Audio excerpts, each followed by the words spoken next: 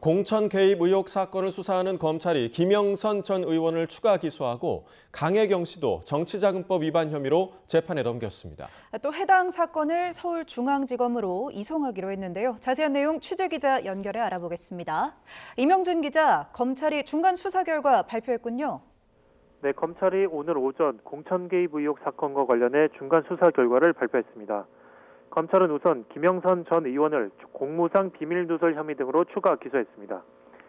김 전 의원이 창원 국가산업단지 후보지 선정 정보를 사전에 동생들에게 흘려 인근 부동산을 사들이게 한 혐의가 있다고 봤습니다. 이와 함께 3억 4천만 원으로 관련 부지를 사들인 혐의로 김 전 의원의 동생 2명을 재판에 넘겼습니다. 정책개발비 2천만 원을 가로챈 혐의도 적용해 강혜경 씨와 함께 재판에 넘겼습니다.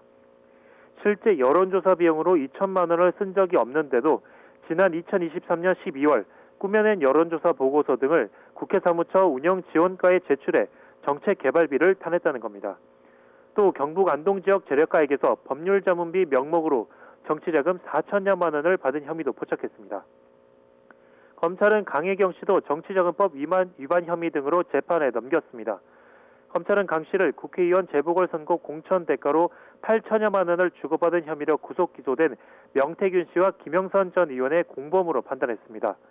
또 2022년과 2023년 회계 보고와 관련해서도 범죄 혐의점이 있다고 봤습니다.